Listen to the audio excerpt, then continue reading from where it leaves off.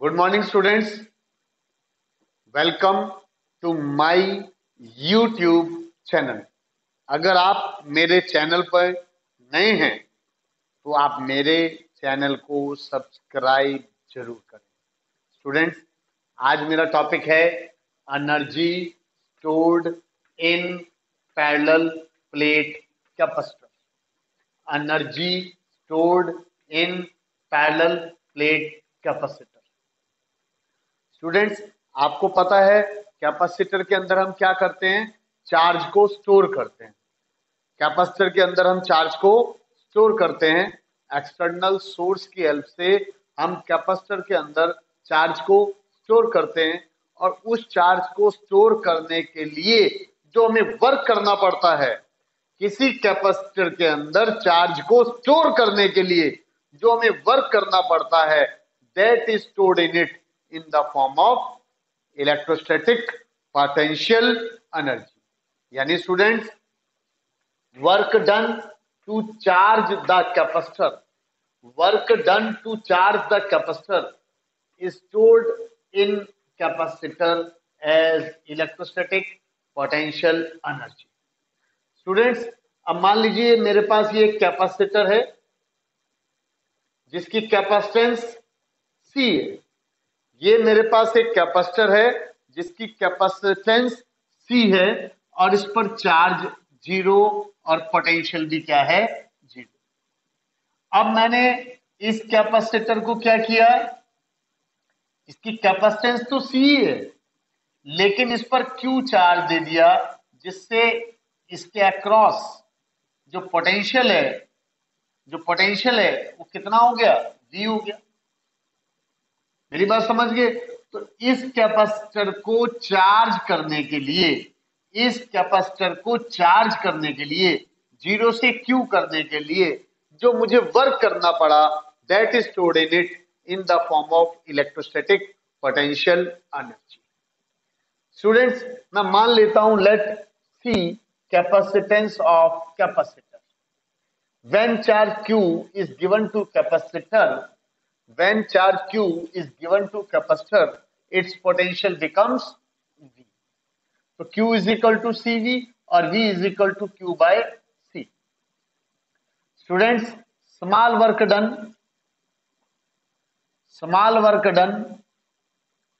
to charge the capacitor by small amount dq at constant potential V। तो dW is equal to V dq हम पढ़ चुके हैं। V is equal to W upon Q। तो यहां से आया W is equal to QV, यानी dW is equal to V dq। dW is equal to V dq। मेरी बात समझ गए स्टूडेंट्स? अब total work done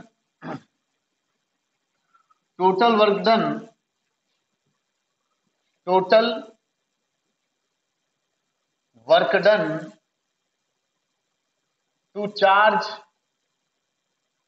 the capacitor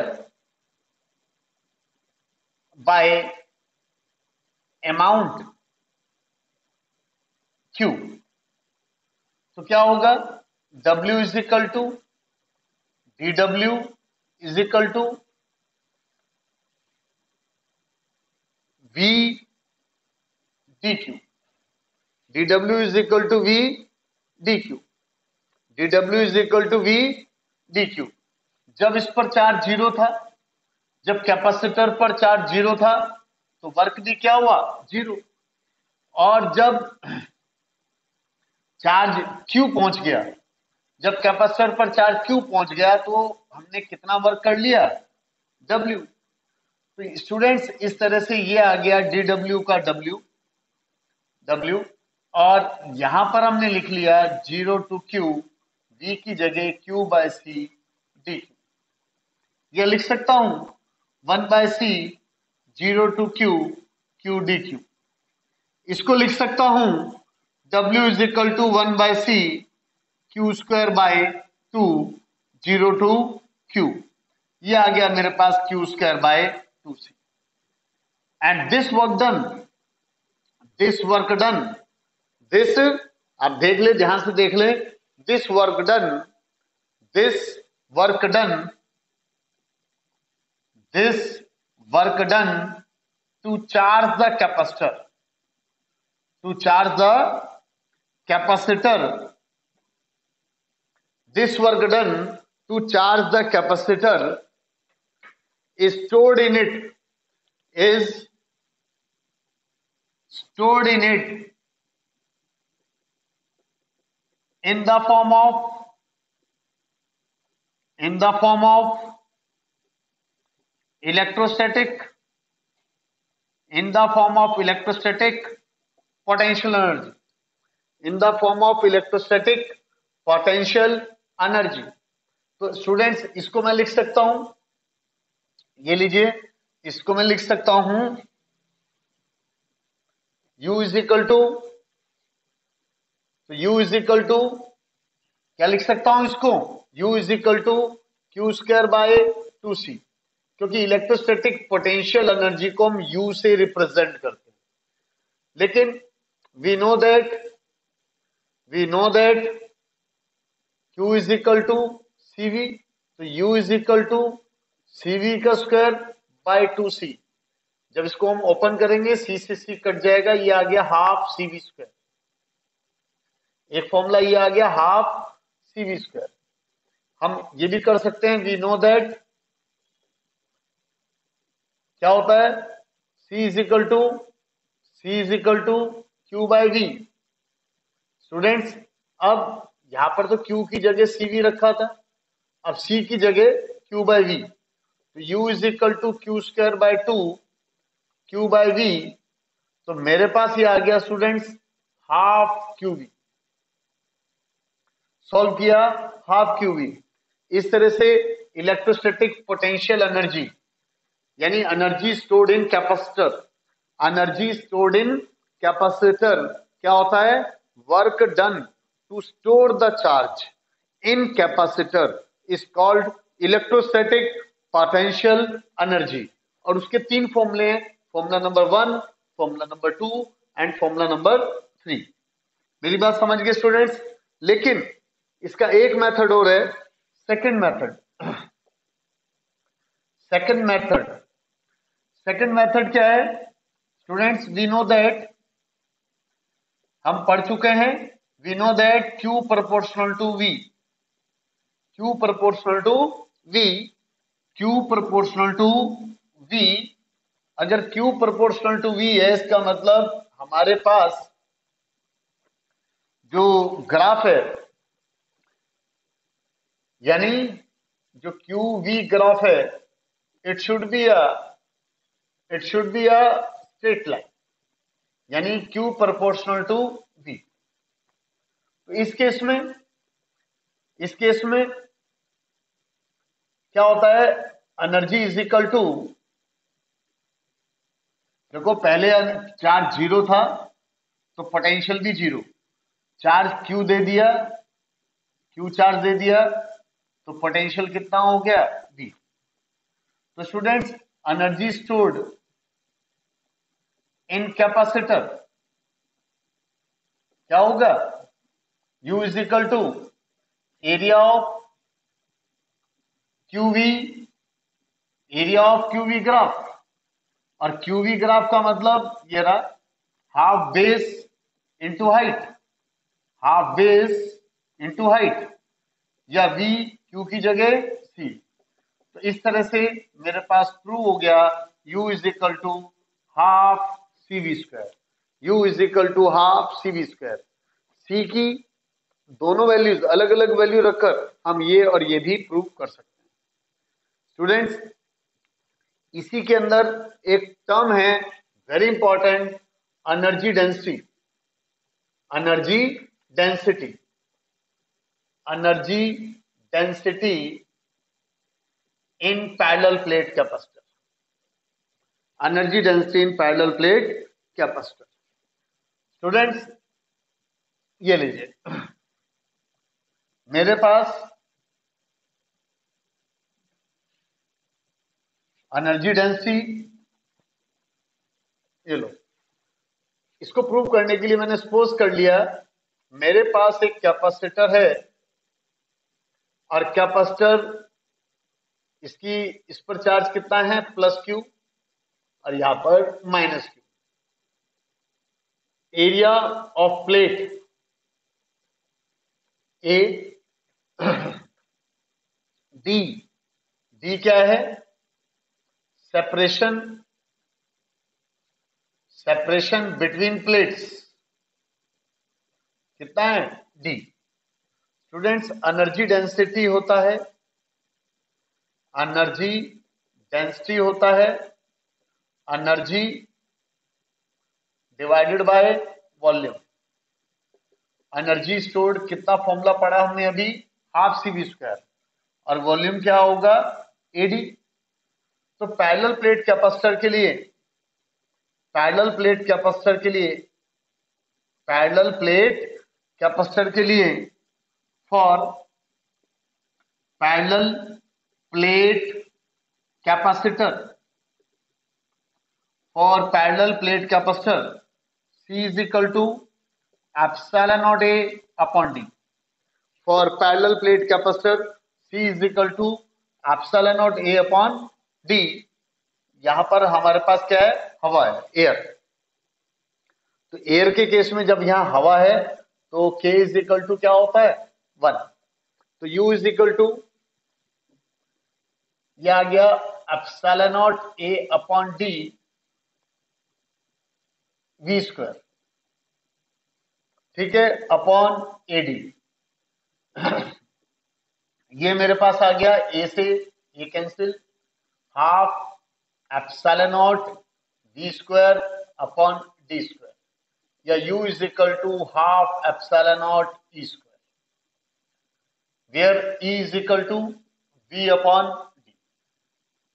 तो स्टूडेंट्स इसको कहते हैं हम, इस फॉर्मूले को क्या कहते हैं, ये किस चीज का फॉर्मूला है हमारा energy density in parallel plate capacitor, energy density in parallel plate capacitor. if parallel plate capacitor, if parallel plate capacitor is filled with dielectric slab of constant K, तब हमारे पास एनर्जी डेंसिटी स्मॉल यू से represent करते हैं, energy density को small you से represent करते हैं, तब हमारा फॉर्मूला होगा हाफ एप्सिलॉन नॉट के ई स्क्वायर। मेरी बात समझ गए स्टूडेंट्स? इस तरह से ये एनर्जी हमने फॉर्मूला पढ़ लिया, एनर्जी का भी और एनर्जी डेंसिटी का भी। स्टूडेंट्स इसके ऊपर एक सिंपल सा क्वेश्चन ले रहा हूं, सिंपल सा न्यूमेरिकल, ये लीजिए।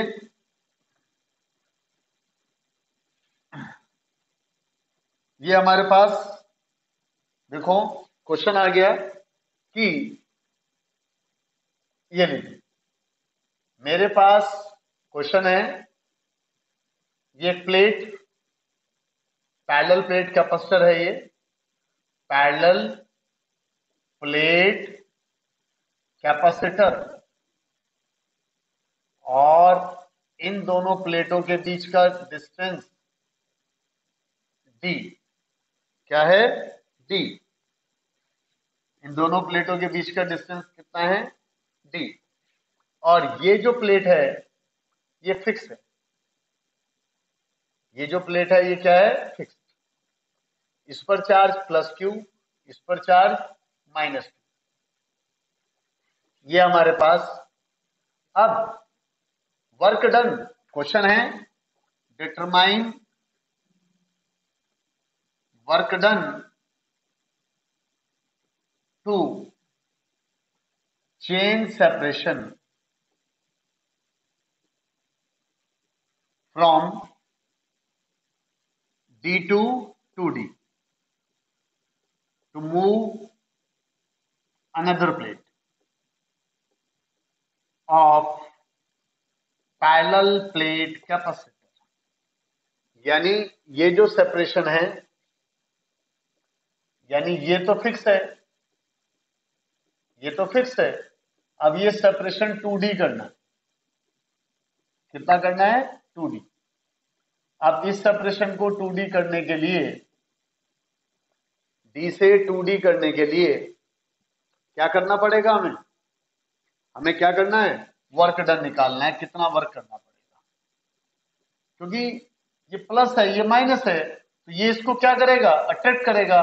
तो इसके अगेंस्ट मुझे फोर्स लगानी पड़ेगी, फोर्स लगानी पड़ेगी जिससे कि इसका डिस्टेंस D से 2D हो जाए। अब स्टूडेंट्स, मेरे पास इलेक्ट्रोस्टैटिक पोटेंशियल एनर्जी के फॉर्मूले कौन कौन से हैं?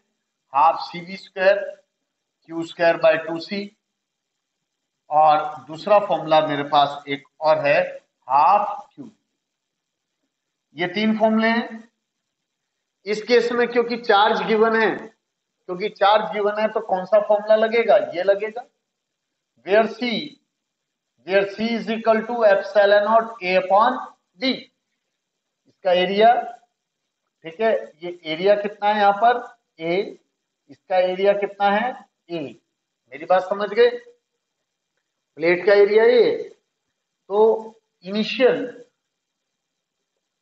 इनिशियल एनर्जी U1 क्या होगा? हाफ या Q²/2C, या फिर Q²/2। C का मतलब ε0 A/D। C की जगह क्या लिख दिया? ε0 A/D।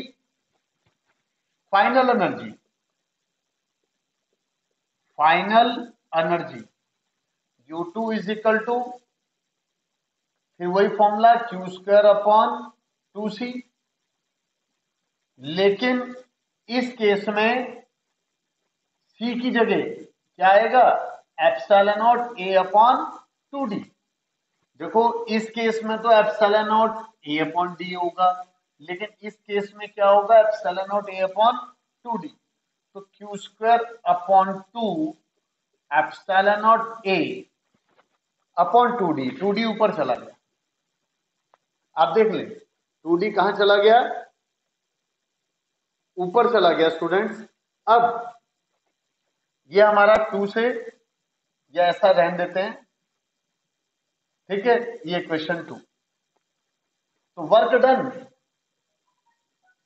तो नेट वर्क डन क्या होगा? U2 minus U1। अब U2 कितना है?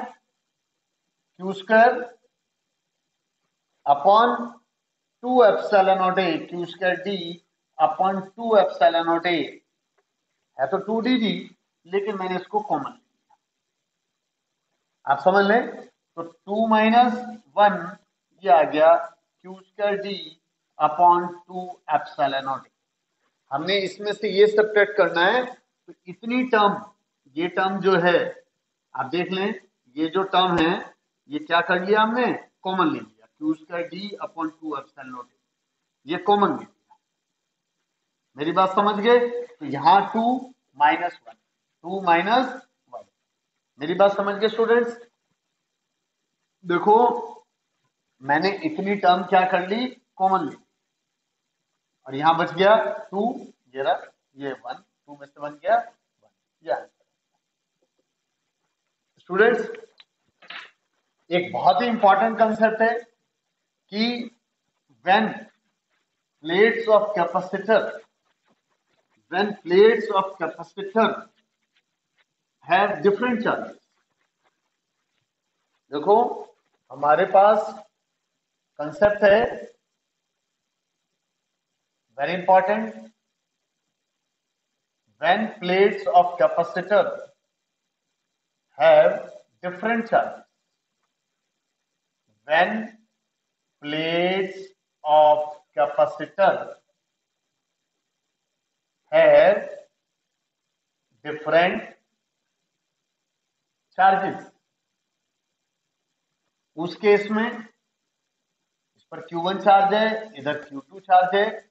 तो स्टूडेंट्स, मेरा क्वेश्चन ये है कि जब दो प्लेटें ऐसे रखी हैं, तो इस पर चार्ज कितना होगा?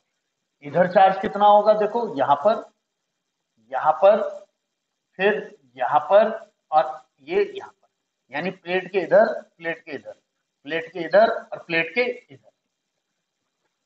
स्टूडेंट इसमें आप डायरेक्ट फॉर्मूला याद रख सकते हैं।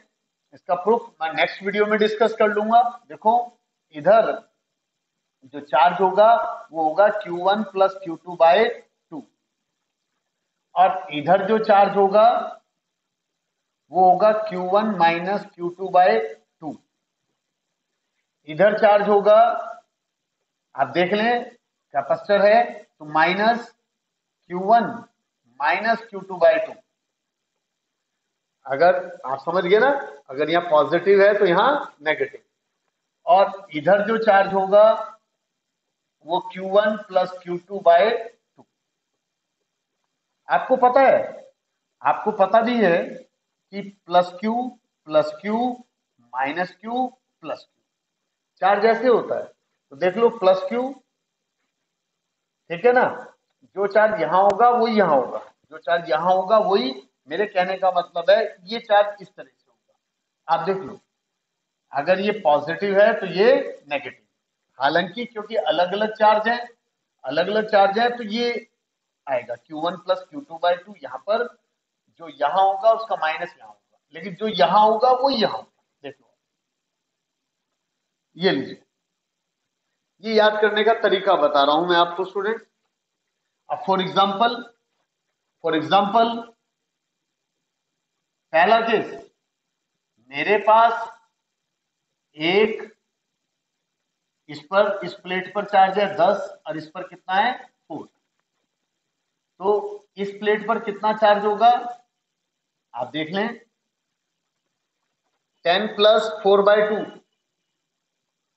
10 प्लस 4 बाय 2 यानी कितना 7 माइक्रोकूलम। कितना होगा 7 माइक्रोकूलम।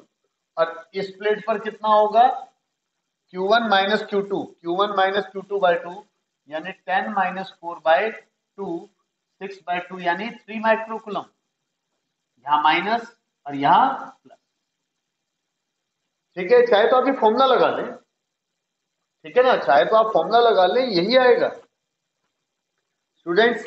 इसके अलावा मान लीजिए मैंने क्वेश्चन में क्या कर दिया, यहां माइनस कर दिया, अभी तो दोनों पॉजिटिव थे, मैंने यहां पर क्या कर दिया माइनस कर दिया, तो ये क्या आएगा देख लें आप, यहां पर क्या आएगा Q1 प्लस Q2 यानी 10 प्लस माइनस 4 बाय 2। तो 10 में से 4 क्या 6 बाय 2 यानी 3 माइक्रोकूलम। यहां पर Q1 माइनस Q2 यानी Q1 minus Q2 by 2, 10 plus 4 यानी 7 माइक्रोकूलम। यहां पर माइनस 7 माइक्रोकूलम और यहां प्लस 3 माइक्रोकूलम। आप ये फॉर्मूले लगा सकते हैं। आप चेक कर लें ये फॉर्मूले, अगर इस पर चार्ज Q1 है, इस पर Q2 है, तो यहाँ पर Q1 प्लस Q2 बाय 2, यहाँ पर Q1 माइनस Q2 बाय 2, यहाँ माइनस का हो जाएगा, और यहाँ ये Q1 plus Q2 by 2। Students ये क्लियर हो गया आपको, यहाँ पर ये कंसेप्ट क्लियर है। तो आज मैंने आपको बताया क्या क्या, energy stored in parallel plate capacitor, energy density, और एनर्जी के ऊपर एक छोटा सा कंसेप्ट लिए हैं, ठीक है। और एक मैंने इस तरह का क्वेश्चन जो कि आपको बुक में मिल जाएगा, और मैंने वही क्वेश्चन लिए हैं जिसमें कंसेप्ट है और जिसमें बच्चों को सबसे ज्यादा प्रॉब्लम आती है, मैंने वो कंसेप्ट लिए हैं जिससे आपकी अंडरस्टैंडिंग बने। किसी भी टॉपिक को रटना नहीं है, अभी बहुत कुछ है पढ़ने के लिए, स्टेप बाय स्टेप पढ़े, रोज पढ़े, अच्छा पढ़े। मेरी बेस्ट विशेष आपके साथ है students. Thank you very much.